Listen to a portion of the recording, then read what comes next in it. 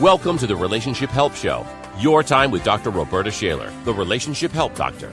Through the magic of the internet, Dr. Shaler provides urgent and ongoing care for relationships in crisis to people throughout the world, and she's here for you now. Whether you are experiencing a momentary blow-up or the crazy making of life with a partner, ex, child, or parent who is relentlessly difficult, you'll get your questions answered and enjoy her expert guests. Settle in with Dr. Rhoberta Shaler now. Leave the drama behind and find peace of mind on today's Relationship Help Show. Here's Dr. Shaler.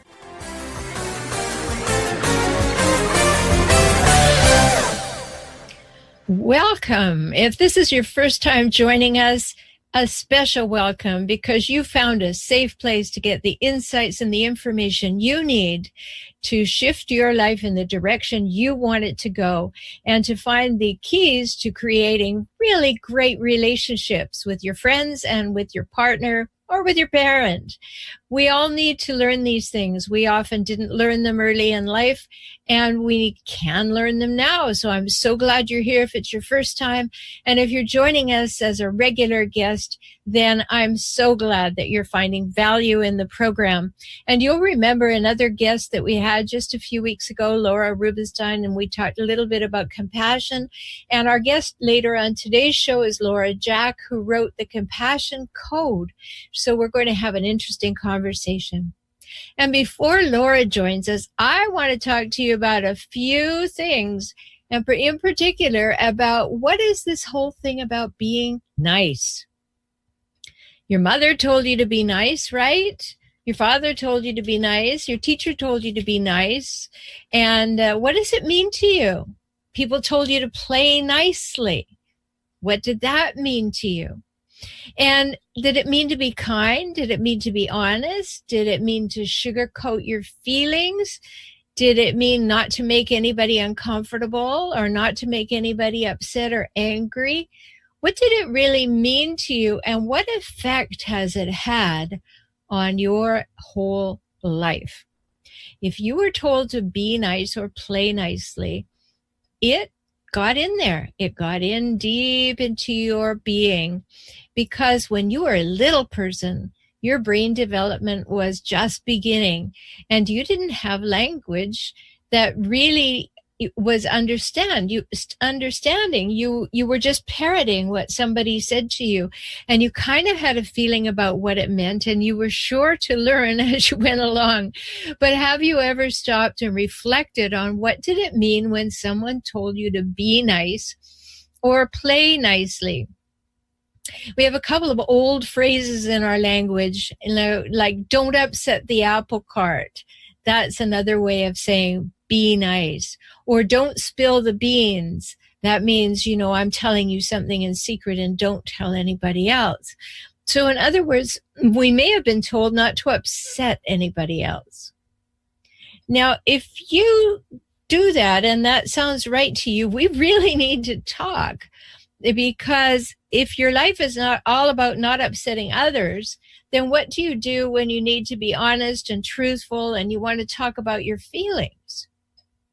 You'll be a little hard-pressed to do that if you always have to be nice. So I really wanted to get into this morning with you because it really is a good thing to examine.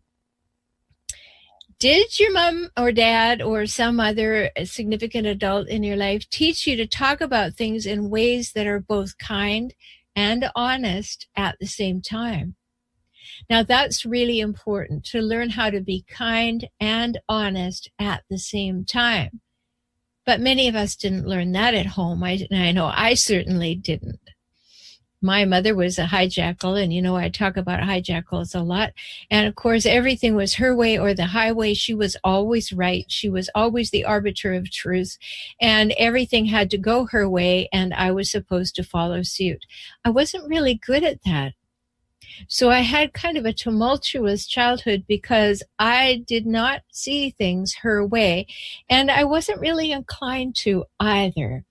And so that was difficult. It was very difficult. But many of us didn't learn at home, as I didn't, to be kind and honest at the same time. In fact, we may think that those things are things that don't go together very well at all. Because if I want to say what's honest for me, it may sound unkind to the other person. And that's where you have to get better skills. That's where you have the opportunity of learning and growing and learn to be kind and honest at the same time. It's quite possible to do. Now, when you learn to do that, don't think that it comes with a guarantee, because it doesn't. You can be kind and honest and be in as much integrity with your vision, values, and beliefs and purpose as you possibly can. That doesn't mean the other person is going to take it well or like it.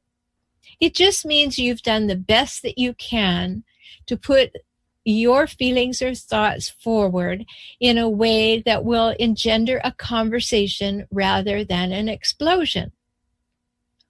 So no guarantees, but you are the only person who can do your life. And if you're doing it to keep other people happy or to keep other people from not being upset, you may have taken this be nice rule to the wrong conclusion, and you're feeling pretty downtrodden.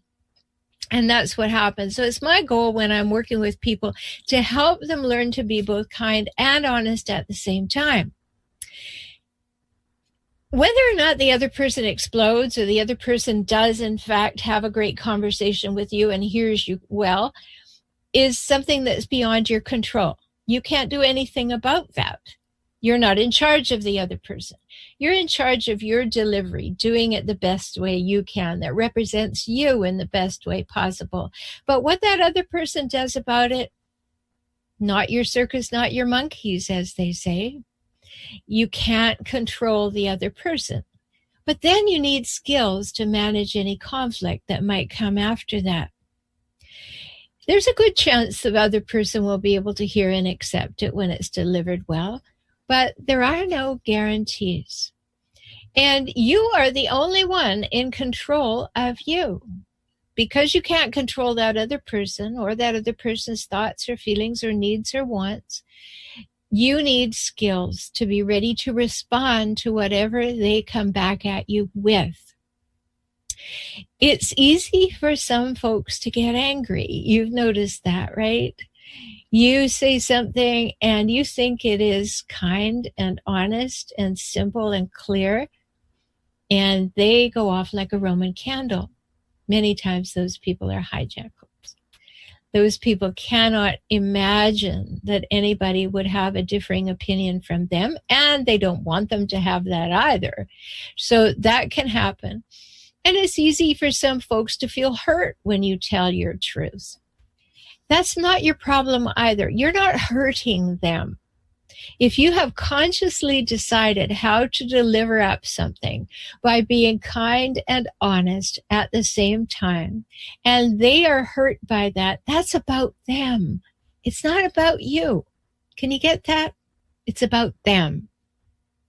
It's their life. It's their experiences. It's what happened in their childhood. It's what's happened in previous relationships to them that causes them to respond in a particular way. But it's not up to you. What's up to you is to do the very best you can to communicate. So I decided it would be fun to look up the definition of nice just for our conversation today. And it's very simple. The definition of nice is to be pleasant and agreeable. Wow. At that moment, I thought, no wonder everybody tells you to do that, because it's the most convenient thing. If you're always pleasant and agreeable, then you'll go along with what everybody else wants. You're not going to like that very much, are you?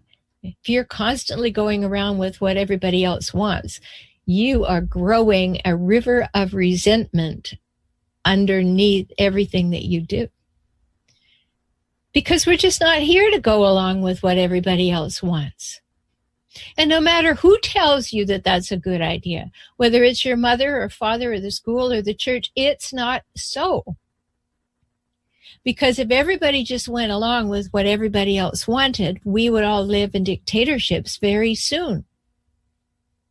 whether that's a dictatorship with a small d or a capital D, there would be other people always deciding who we are and how we are, because we're just there to go along with them, to be pleasant and agreeable. So my answer to why is everybody telling you to be nice, and is it always the best thing to be nice, is no, it is not always the best thing. If you were always nice to everybody, always pleasant and agreeable, it would turn you into a people-pleasing pretzel. You would just conform to what everybody else wanted. You would push down any feelings that you had, any hurts or pains or strong convictions that you had, and you would just be what other people want you to be. And there are a lot of people who would really like you to just be what they want you to be, right? But that's not a great way to live your life. You're certainly not going to be satisfied. You're not going to feel like you have a voice. You're constantly going to be watching out for the signs and signals of what other people want. And you'll turn into an accommodator. And if not that, you will turn into a downtrodden doormat. So what are the choices? People-pleasing pretzel or downtrodden doormat? Neither one of them sound terribly appealing, do they? I don't think you want to be either one of those. But if you're always trying to be nice, that's what's going to happen. So that's all about other people. Being nice is all about other people. For you, you want to be in integrity. You want to be behaving from what is most important to you and speaking from what is most important to you. That's where you'll find integrity. And when you find yourself disempowered and unable to speak up, that's when you know you need some help. Because somewhere in your deep, dark, distant past, you've been downtrodden. And you don't feel as though you have a voice or that you have the right to have a voice. And I'm here to tell you that you do. You absolutely do. You deserve to take up space and draw a breath and say what's so for you. I just want everybody to do it in the most kind and honest ways they possibly can. Because I don't want you to lose yourself in a relationship. That's not a good idea. You want to be an equal, reciprocal, and mutual partner in any relationship. That means both people are important. That means both people need to be able to be safe to speak up. Because you have the absolute right to say what you think, to say what you feel, to say what you need, and to say what you want. You have that right. What we don't have the right to do is to be blaming or shaming or manipulative when we are talking about those things. That's why I wrote about it so extensively in my book, Kaizen for Couples. Whether you're in a couple or not doesn't matter. The skills for having great relationships are in that book. Kaizen for Couples, Kaizen for Couples. It's available on Amazon. You can order the hard copy or you can order it for your Kindle or digital device. So the personal weather report is your right. It is, I'm talking just about me. I'm giving a personal weather report about what's going on within me so that you can know that. It never says the word you. It never talks about another person. It simply says, here's what I'm thinking. Here's what I'm feeling. Here's what I need and what I want. And as long as you are kind and honest in delivering a personal weather report and you're speaking in a clear, assertive, non-aggressive way, you absolutely have that right. And if somebody doesn't believe that you have that right, and they don't want you to have that right, that's a good sign that it's time to move away from that person. Because there never will be any mutuality. And when there's no mutuality, you feel awful. And you begin to build that river of resentment that runs underneath everything. And it will either drown you, or it will take you far, far away from the relationship emotionally, even if you stay there physically. So when you are kind and honest and you do speak in clear, direct ways, assertive ways, not aggressive ways. Now, just a note, when you don't have good communication skills and you can't count on them, Sometimes when you get really hurt or angry, you tend to speak in ways that are aggressive. You kind of blurt things out. And that's because of your skill level, not because you don't have a right to talk about those things. Now, remember, you can call in if this is ringing your chimes. Call in if you have a question at 888-627-6008. I'd love to answer your questions, but I can only do that live. So if you listen to any archive show and you say to yourself, wow, I wish I got in there and asked a question, go put it on your calendar for next Wednesday at 11 o'clock Pacific time. And write down the phone number right on your calendar. 888-627-6008, and you'll remember to give us a call. So what the other person does with your communication is completely beyond your control.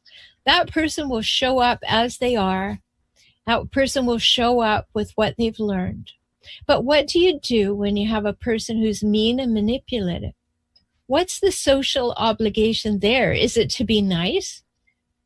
Well, that wouldn't work very well, would it? But many of us put up with it for a really long time. And those are the hijackals I talk about. So if you're wondering if you're with a hijackal, go and get my free ebook, How to Spot a Hijackal, at hijackals.com, hijackals.com, because you really need to know if you're with one. You don't owe any mean and manipulative people being nice. That won't help them. And if you are a downtrodden doormat, you will think that if you're just kinder, more patient, nicer, that person will change. They won't. That's why you need to read How to Spot a Hijackal at hijackals.com. And here's a little other thing. In my groups on Facebook, people will often write and say, well, I'm just going to give them give them back a taste of their own medicine. And I always say, why would you do that? Is that who you are? Are you that kind of person? Are you mean and manipulative? Are you demanding and controlling?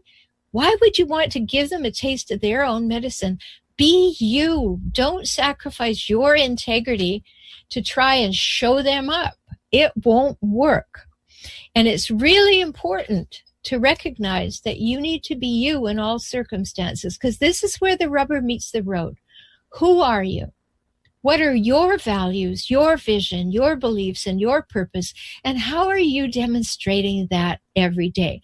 That's what you need to do to express who you are, regardless of who someone else is. So again, back about being nice. Absolutely. Be nice and agreeable when it's okay to be that.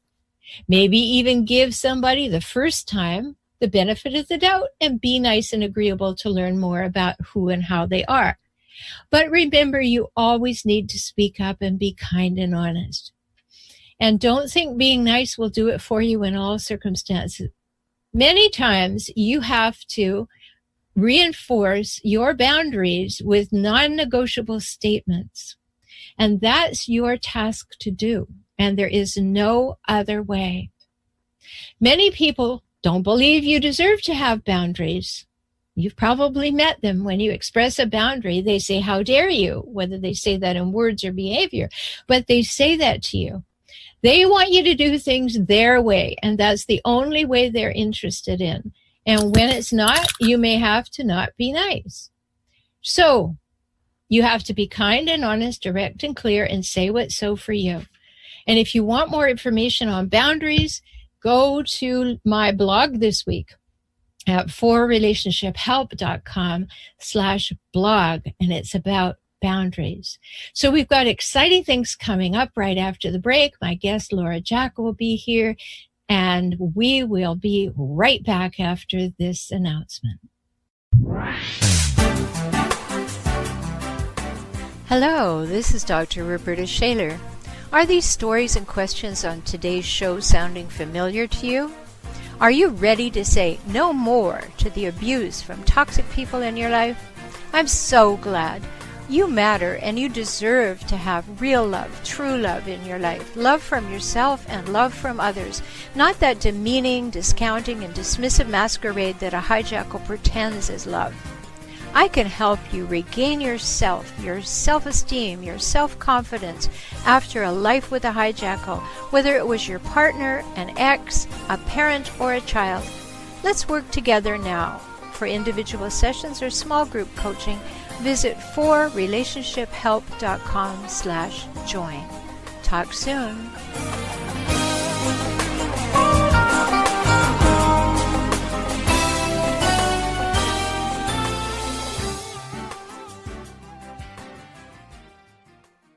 Wow, I'm really looking forward to this conversation with Laura Jack. She's written a great book called The Compassion Code, How to Say the Right Thing When the Wrong Thing Happens. Now, doesn't that just fit with the conversation before the break on whether you always have to be nice? Of course it does. So welcome to the program, Laura. Thank you so much. I'm so glad to be here. Yes, I'm glad you're here too. Let me tell everybody a little bit about you. I'm going to read it right from your bio. It says, as a certified grief recovery specialist, a life coach, and compassionate communication expert, Laura Jack supports people through the challenging moments of life and guides others to do the same. And let me remind you of her book, The Compassion Code, How to Say the Right Thing When the Wrong Thing Happens. So you fit right into the being nice conversation. What would you have to say about whether or not you always need to be nice, Laura?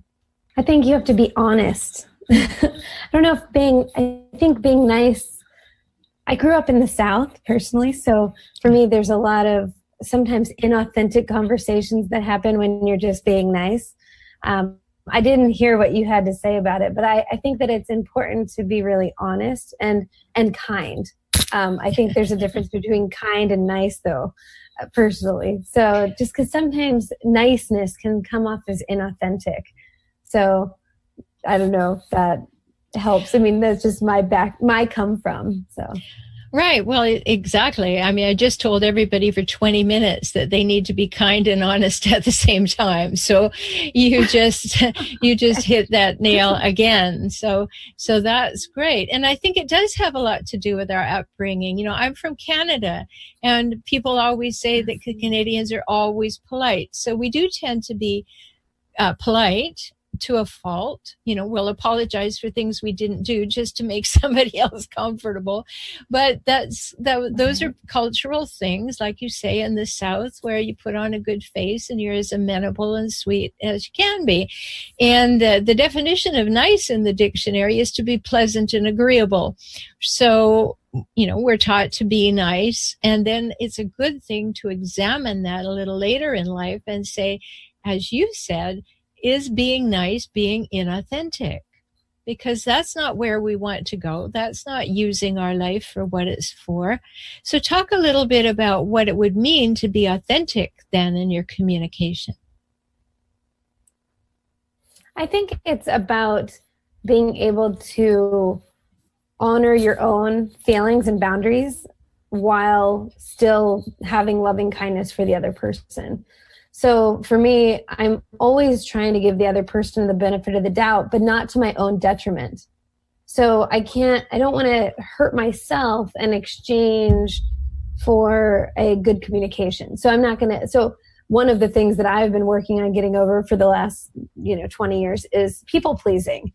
And I think that people pleasing has this inauthentic notion to it where the person who's people pleasing, even if the other person hasn't asked for that, walks away feeling more drained and feeling more disconnected because they weren't really honest with themselves. And so that's been something that I work on for myself, but also with my clients, is how do you really speak up for yourself, but in a loving, kind, compassionate way that serves both parties? Yeah, it's a really big deal. And I was talking about being a people-pleasing pretzel earlier. And that's pretty much what happens. Because if you try to accommodate everybody and at all times, there's no you in it anymore. Exactly. I have a whole chapter in my book called Redefining Selfish, why it's important that we actually listen and look at ourselves first before we consider what the other person needs. And that, comes back to that old analogy of put your oxygen mask on first, because what can we actually do for somebody else when we aren't taken care of. I mean, really, we're leading to burnout and drain, and typically not being in a good relationship with somebody, because we might serve them in the initial, but then in the long term, that's not serving either party. Well, and you bring up a good point. There are times when we want to be sure that we're taking care of somebody else, when they're really at a deficit and they really need us to be going in their direction a little more than maybe we're usually comfortable with. But we really have to be able to calibrate when to do that. So your book, The Compassion Code, how do you have compassion for somebody who's maybe constantly upsetting you or seems to make a life work of sticking needles in you? What do you do then? So, it's interesting because sometimes those relationships are relationships that we can't get out of. Maybe it's a parent-child relationship or a spouse relationship or a child, you're the parent and you have a child. And so, because sometimes I'll say, if it's not a healthy relationship, why are you still in it? Why are you still having communications with this friend or this coworker who constantly depletes you and doesn't really care about your well-being? That's a conversation I have a lot. But then there are those relationships that we really, there's in coaching, we call them suffering obligations of love. So it's like, we have these love relationships, whether it's our parents, our children, our spouses, our partners, whatever, where we really have to figure out a way to make it work. So how do you have compassion for somebody who just overly exhausts you or puts, I liked your phrase, what did you say, puts needles in you like the doll? Yeah. And I think part of it is letting go of the outcome, because I think a lot of times what we do when we're dealing with people who have that much power over us, per se, is we try to fix it constantly. We're constantly trying to make it work. We're constantly trying to improve. And sometimes it's just about letting go of the outcome and recognizing that that's who they are. And my choice, the only part that I get to play in that, is loving them where they are and letting go of what I want, how I want them to be. And and that shifts the whole dynamic of the relationship just by me shifting how I respond to them. I think when you're dealing with somewhat emotionally healthy people, that can work. I think that's great stuff.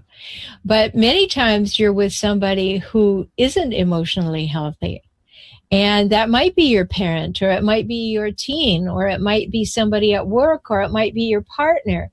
And yet you are trying to be this wonderful person living an authentic life and being kind and compassionate and honest and all of these things. And you have patience and you have this compassion and you overextend yourself continuously, hoping that will somehow change the relationship. And I would really question whether or not you could ever release the outcome of that, because it's so detrimental to you and the children. So what's your response to that? I really think that's like a huge boundary issue. It sounds like that idea of overextension, that's still you putting too much forward, you trying to fix, you trying to overextend yourself. And ultimately, again, it comes back to, okay, where do I end and this other person begins? Because it kind of starting to sound like a codependency type of relationship. It doesn't sound, like you said, it's not a healthy relationship. And so I think in that case, it's really about putting down healthy boundaries. I have an example that just is coming to my mind, which is, and this isn't necessarily maybe to the unhealthy extent, but it's the first thing that came up for me, is I used to have this idea that I needed to improve my husband's health. Right? I want him to be around for my whole life. Like, I want him to eat well. I want him to exercise. I want him to not drink too much. And, I turned into somewhat of a nag. I was constantly overextending myself to what I thought was his benefit. Like, I want you to do this. Like, are you sure you should drink that extra drink? Are you like, I know that these things aren't healthy for you. So I was like, I was loving him so much that it was actually causing harm in our relationship because he was growing resentful of me. Mm-hmm. Right. And so finally I just thought, again, it was a choice, but I said, this isn't serving me to do this. One, I hated who I was becoming. I don't like nagging. Who likes nagging? It's not like a fun thing to do, right? And so I finally just thought, I'm not going to, like, on Saturday morning, if he's hungover, I'm going to go to yoga. I'm not going to sit around and wait for him to, like, have fun with me because that's what I wanted. I'm going to go do what I want for me. I'm going to take care of myself. And if he wants to join me or, whatever, that's fine. But I'm not going to sit around and wait. Mm-hmm. And that, whatever happened, like that shift within myself changed him. He was like, man, you always do such fun things on Saturday mornings. Like I was like, yeah, I want to get out and enjoy my day. I only have like this one really full day off where I'm not thinking about work or thinking about this. So I'm going to take advantage of it. And so what did that do? Like eventually it meant he drank less on Friday night because he wanted to come do something fun with me on Saturday morning. And he started shifting his eating habits because he's like, God, I feel gross. Like, oh, like shocking. But, like I've been telling you that for years, but you can't really go into that because that's no longer serving. Right. So anyway, maybe it's kind of comes from like being in a codependent relationship with him for quite some time where I felt like everything was like so intertwined or enmeshed, right? To the point where I was just like, well, I need to take care of myself. And if I'm taking care of myself, maybe I will care less about what's, and it's not that I don't still want him to be healthy and all that stuff, but I want it to be to both of our benefits.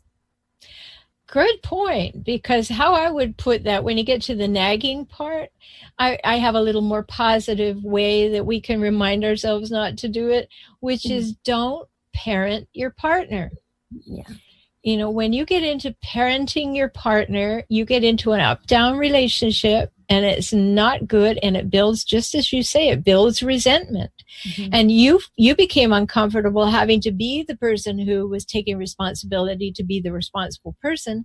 And yet he was feeling like you were parenting him in all likelihood. And he wanted you off his back so that he could make good decisions for himself. So you did a really wise thing, in my opinion. You modeled the behaviors that were appropriate for you, and he cared enough to notice. And that's really important. That's really good for all our listeners to consider. Are you parenting your partner? I was working with a fellow yesterday. Sometimes when I'm working with a couple, I'll see the people individually. And we were going over word for word what he had said in an argument that they had. And every single thing that came out of his mouth was a parenting remark. Mm. And when I said to him, would you like me to say those things to you? How would it feel? And he didn't like it. And I said, it feels like parenting, doesn't it? And it was a big light bulb moment for him to realize that the responsibility for parenting, just as you said so wisely, it's not our responsibility to parent our partner. Yeah. And it's not compassionate either. And we get that a little muddled because, as you were saying at the beginning, your compassionate side wanted the best for him. And so it got muddy because in wanting the best for him, it became telling him what to do and trying to almost game and shame him into doing better. And all that did was put a rift in your relationship. So it doesn't end up being compassionate at all, does it? No. And it's also assuming that I know best, which is another assumption and judgment. Yeah. And a big one too. Because if we don't realize, let me put it this way. I don't think, Laura, that there's anything more exciting. And I could be wrong, but basically I don't think there's anything more exciting and enriching in life than to actually be consciously involved in your main relationship. To actually be learning from it and growing and enriching it and spending time with it and spending time with the person in ways that allow you to go deeper and deeper. That journey, I think, is the most exciting journey. And it's just available to you if you're in a relationship. But for many people, they mistake codependency with compassion. So what do you do if you constantly feel put down by somebody and you want to be compassionate and you don't want to parent them? What's your suggestion? Again, it's interesting because this is such an interesting take on compassion, because compassion is loving kindness for other people. And when I think about compassion, a lot of times the work that I do comes in more of the form of, someone coming to me saying, my sister's going through this. What do I do to be compassionate towards her? And so it's interesting because I love putting it in the scope of the primary relationships like this, whether it's with your parents or your spouse or your partner, whatever. And so how do we be compassionate when we're feeling, is it like put down or victimized, or what's your It could be thought? could be demeaned, it could be degraded, it could be dismissed or discounted. Any of those things that make you feel less than, that you feel your partner thinks of you as less than they think of themselves. So interestingly, one of the ways that I tend to encourage people to have compassion, and not necessarily in this context, but I think it's really easily transferable, is to think of this person who's putting them down, and think of is this an act of love or a cry for love? And that's the first good question. So then if they're acting out of love, do they think they're being loving, or are they crying for love? So, because sometimes our partners, we weren't there when they were growing up, most likely. We don't necessarily know all the ins and outs of how they were loved when they were a child. So a lot of times when somebody's acting towards us in a way that doesn't really make sense to us, like, this doesn't feel loving, this feels demeaning, this feels diminishing, whatever it is, what must they have experienced as love?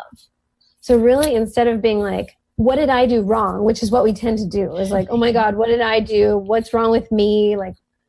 I'm the worst, or they hate me, I must be terrible. Because that's just, I don't know why we have these negative critical critters in there. But instead of that, think with curiosity and compassion, what must their childhood have looked like? And I wouldn't necessarily ask their partner, because that can get defensive immediately, right? But thinking inside our heads, what could their situation have looked like leading up to this moment? Why do they think that this is appropriate behavior? And is this an act of love, or is it a cry for love?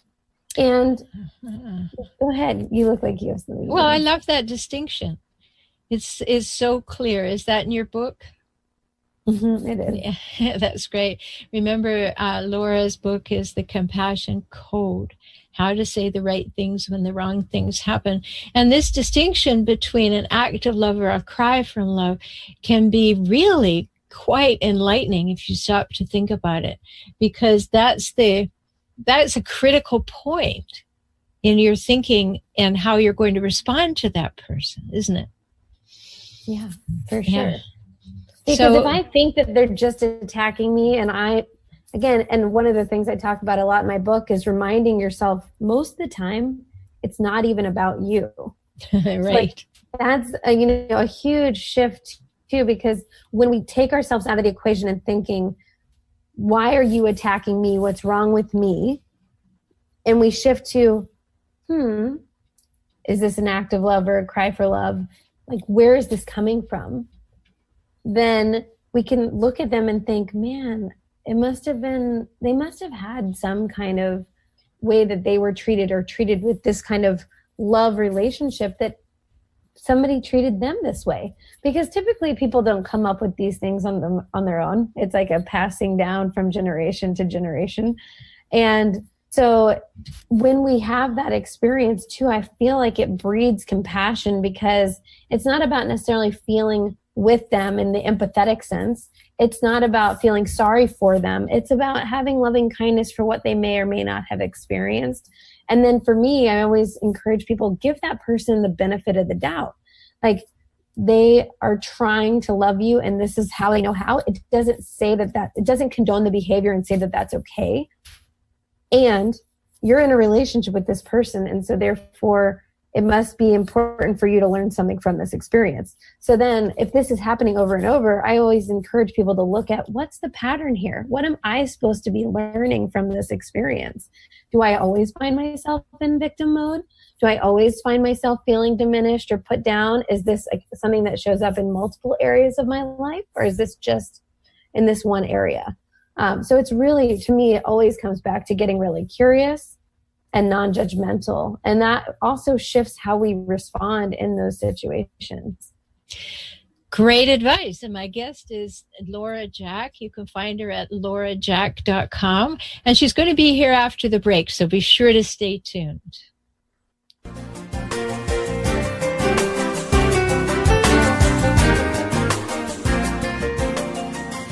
Hi, this is Dr. Rhoberta Shaler. Handling hijackals is exhausting. It's never ending, an endless cycle of crazy making, alienation, and constant drama. And cycles are difficult to step out of. I know, because I've been there too. And that's why I reach out to you to offer the insight, skills, and strategies you need to heal. My small group programs, Handling Hijackals and Hijackal Recovery and Rediscovery, will shortcut your journey to healing, to save your sanity, and to stopping the crazy making. Visit forrelationshiphelp.com/join now, and let's talk soon.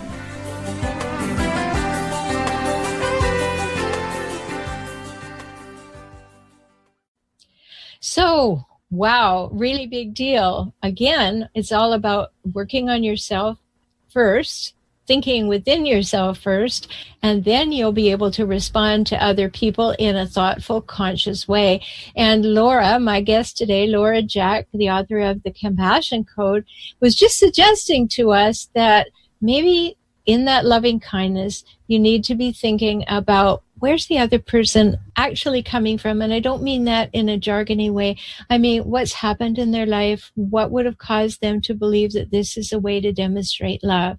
But there are those times, Laura, when we have to say goodbye to people, when the loving kindness is the most loving thing we can do is to let them go.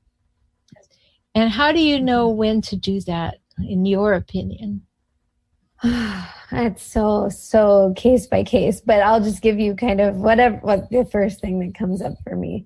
I think that it's when you have done the best that you can to continue caring for you and put up healthy, good boundaries, and potentially sought support, ideally from a professional, and you still feel like this relationship is no longer serving either party.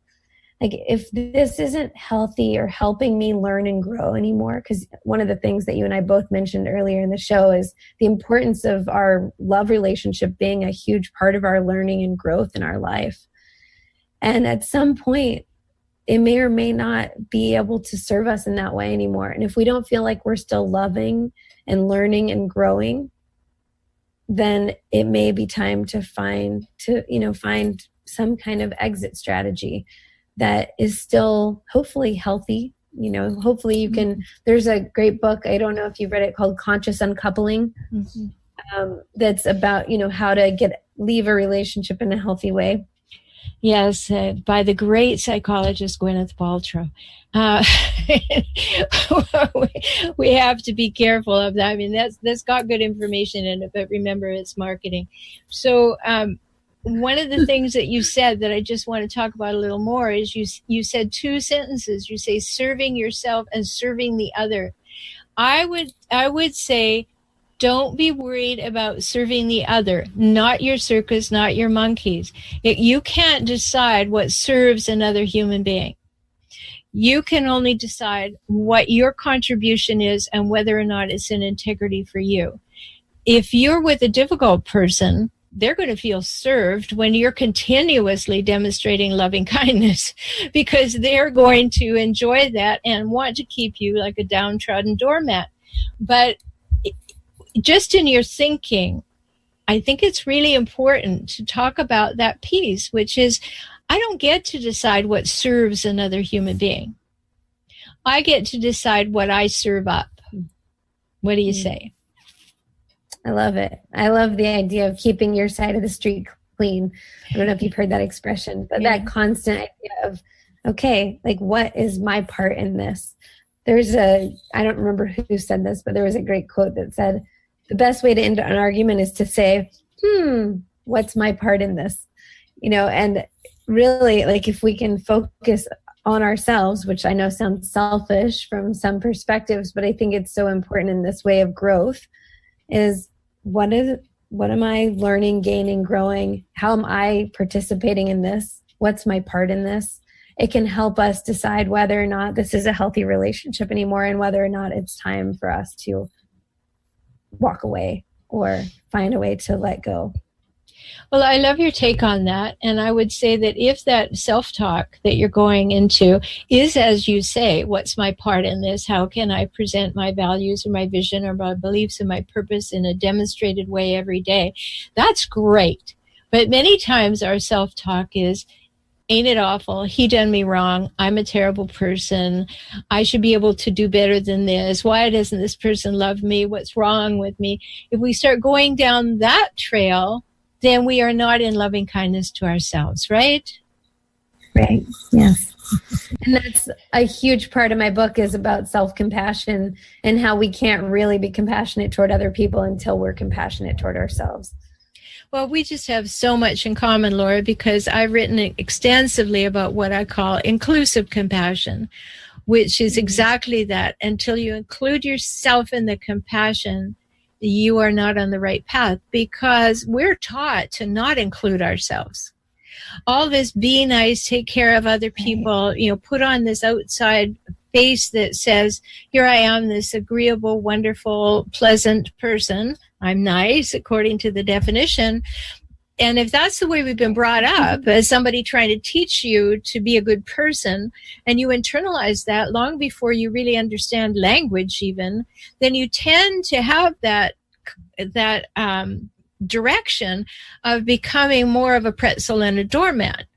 And you have the opportunity and the right to turn that around right this minute as you're listening to this show. That you don't have to stay in that place, because that's a disempowering place. You're not here to make other people happy. That's their job. And it's not self-centered to say, it's my job to make me happy. It's about my job to be happy. It's a decision that I make, not something that I do. And so there's a whole lot, I'm sure, that you covered in your book. What haven't we covered that's in your book that you really want people to know about? I think that what we just kind of touched on with the idea that if we're not compassionate to ourselves, that's a huge part. I have what's called the compassion bell curve that I created, which basically has compassion in the center, empathy on one side, sympathy on the other. And ultimately, at the bottom of each curve is disconnect. So if we're overly empathetic, leading to burnout, it disconnects us.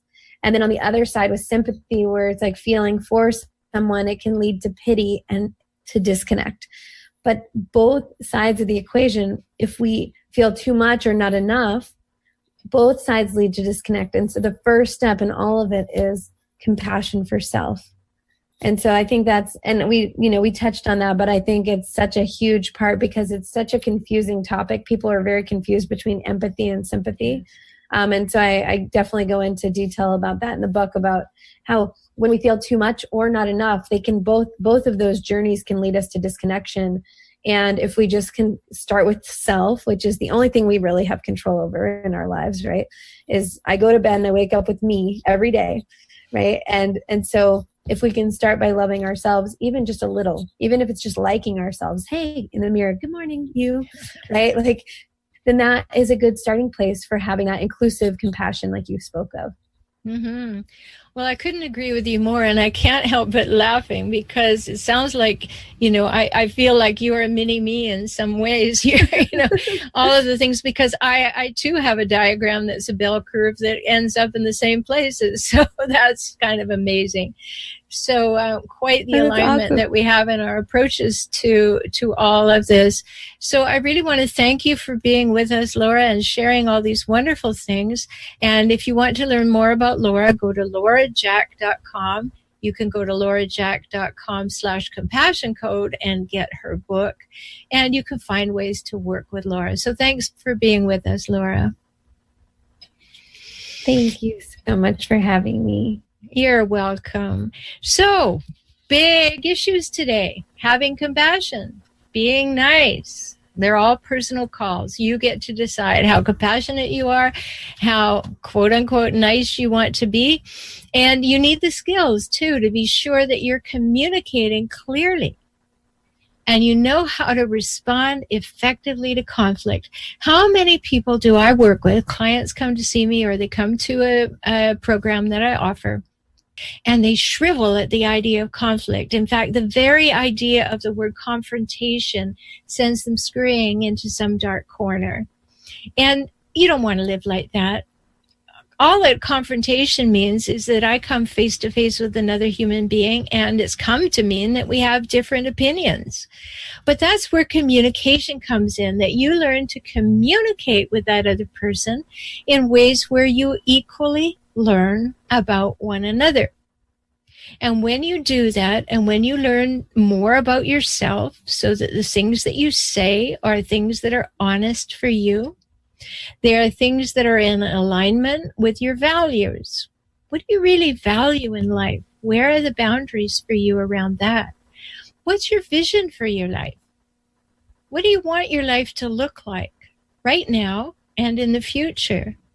And what are your beliefs? What do you believe about the way the world works, or the way money works, or the shoulds of life, how relationships should be, or how society should be, or what are your spiritual beliefs? You have to know those. And then you have to know what your current focus is, or if you prefer the word goals.